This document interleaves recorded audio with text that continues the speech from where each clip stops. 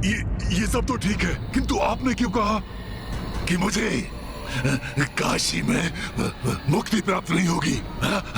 क्यों कहा आपने ऐसा? काशी नगरी तो मुक्ति और मोक्ष का मार्ग प्रशस्त करती है। यहाँ जो जीव मरणासन्न अवस्था में पहुंचता है और जिसकी यहाँ मृत्यु हो जाती है, उसे स्वयं महादेव उसके कर्ण में तारक मंत्र का उच्चारण कर उसका उद्धार करते हैं, उसकी सद्गति निश्चित करते हैं। किंतु मेरी मृत्यु तो काशी में नहीं हुई है, तो मेरी मुक्ति का क्या होगा? मुझे मुझे मुझे वो सद्गति कैसे प्राप्त होगी?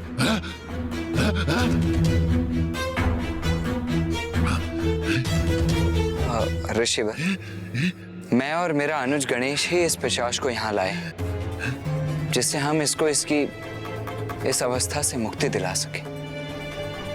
तो कृपया अब आप ही हमारा मार्गदर्शन करें कि किस प्रकार हम इसकी सहायता करें।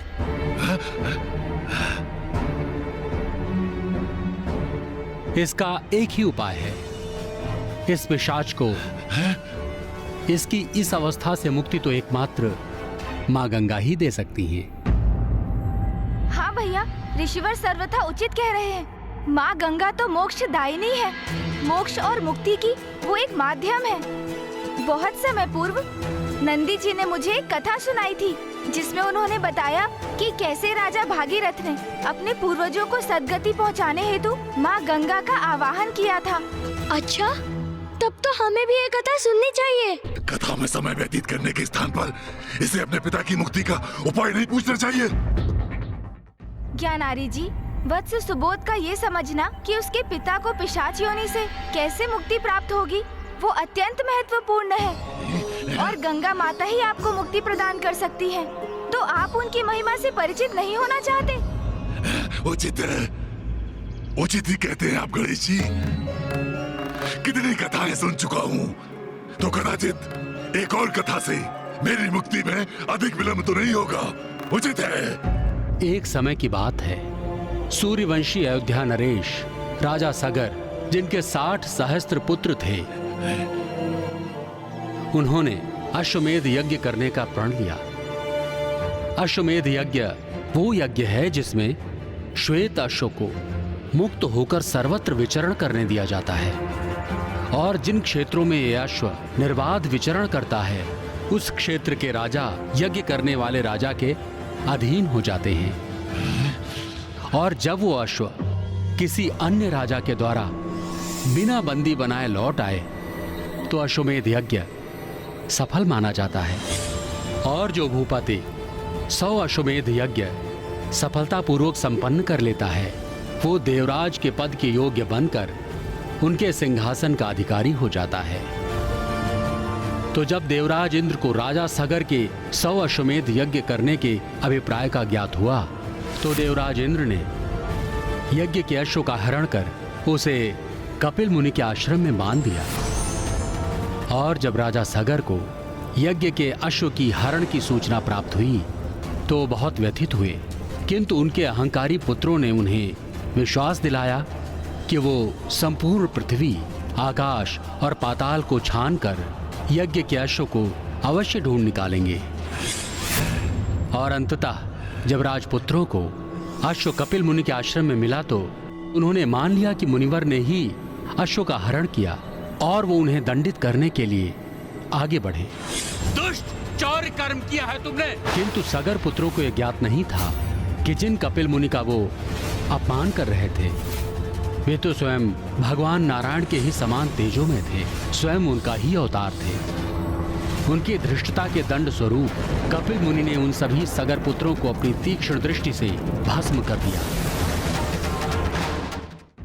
राजा सगर दुख में डूबकर अपने पुत्रों की मुक्ति का उपाय करने लगे, किंतु न उन्हें और न ही उनके पौत्र राजा अंशुमन और उनके पुत्र राजा दिलीप को ही इस कार्य में सफलता मिली।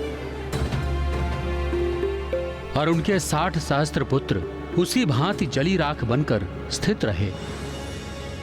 किंतु फिर राजा सगर के पुत्र दिलीप के वंशज राजा भगीरथ ने अपने पूर्वजों को मुक्ति दिलाने का निर्णय लिया, और उन्हें ज्ञात था कि मां गंगा ही उनके पूर्वजों को मुक्ति प्रदान कर सकती हैं और साथ ही उनके राज्य में भयंकर सूखा भी पड़ा। अपने पूर्वजों के साथ साथ राजा भागीरथ ने अपनी प्रजा की भलाई के लिए मां गंगा का घोर तप किया और अंततः माता ने उनके तप से प्रसन्न होकर पृथ्वी पर उतरने का वरदान उन्हें दिया। पुत्र भागीरथ,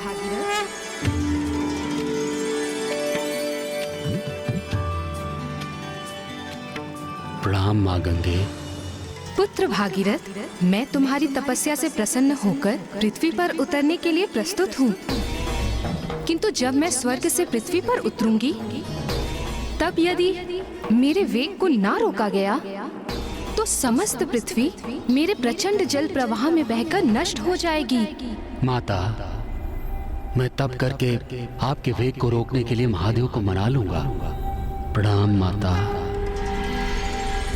इसके पश्चात ऋषि भागीरथ महादेव के तप में लीन हो गए। नमः शिवाय, ओम नमः शिवाय, ओम नमः शिवाय, ओम नमः। तुम धन्य हो वत्स भागीरथ। प्रणाम प्रभु। तुम्हारी सहायता कर तो मैं स्वयं भी आनंदित हो जाऊंगा।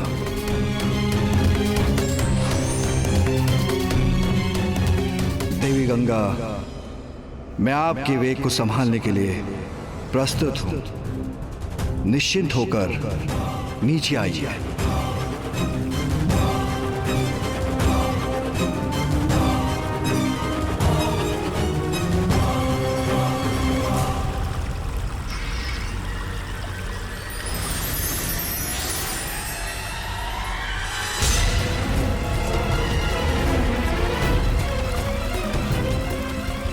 जब माता गंगा महादेव की जटाओं से होती हुई पृथ्वी पर अवतरित हुई, तो भागीरथ उन्हें अपने 60 सहस्त्र पूर्वजों के अवशेषों की दिशा में ले गए। मां गंगा के पावन जल के स्पर्श से राजा भागीरथ के पूर्वजों को सद्गति प्राप्त हुई।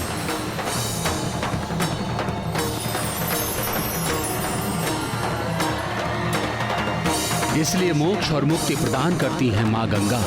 आप सभी को इस पिशाच को मां गंगा की जलधारा की ओर ले जाना चाहिए। जैसे ही ये मां गंगा के पवित्र जल में डुबकी लेगा, वो इसे इसकी इस पिशाच योनि से अवश्य मुक्ति प्रदान करेंगी। ऋषि, हमारा मार्गदर्शन करने के लिए आपको कोटि कोटि धन्यवाद। प्रणाम ऋषिवर, आपका बहुत बहुत धन्यवाद। अच्छा है। शीघ्र चलिए प्रभु, शीघ्र चलिए। मेरी इस योनि से मुक्ति अब माँ गंगा के द्वारा ही संभव है। हाँ, शीघ्र उनके निकट चलिए। ज्ञानारी जी, आप चिंता ना करें, अब आप पिशाच योनि से सदा के लिए मुक्त हो जाएंगे।